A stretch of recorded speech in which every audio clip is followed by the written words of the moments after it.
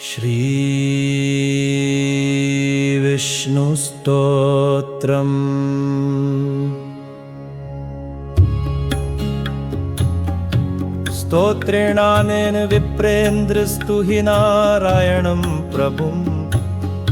नान्यथा सर्वतीर्थानां फलं प्राप्स्यसि सुव्रत। तदेवाख्याहि भगवन् स्तोत्रं तीर्थफलप्रदं।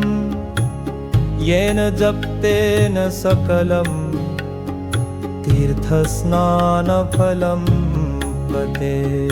जय जय देवदेव देव जय माधव केशव जय पद्मपलाशाक्ष जय गोविन्द गोपते।